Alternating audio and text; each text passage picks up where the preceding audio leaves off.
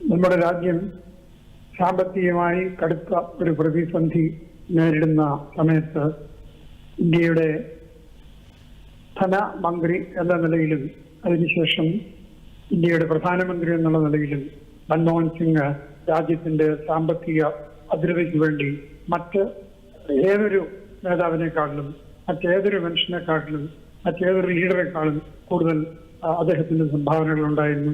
ഒരു തരത്തിൽ പറഞ്ഞാൽ അദ്ദേഹത്തിന്റെ സംഭാവനയായിരുന്നു ഈ രണ്ട് കാര്യങ്ങൾ.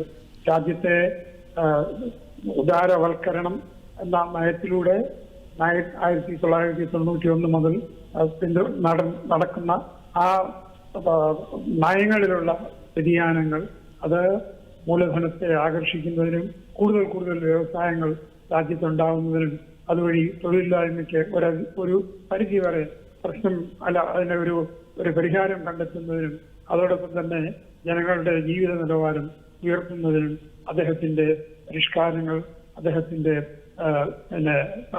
രീതികൾ എല്ലാം വളരെ വളരെ സഹായിച്ചു. അതിനൊക്കെ അടിസ്ഥാനം ആ നീതികളായിരുന്നു എന്ന് ഇന്ന് എല്ലാവരും സമ്മതിക്കുന്നുണ്ട്.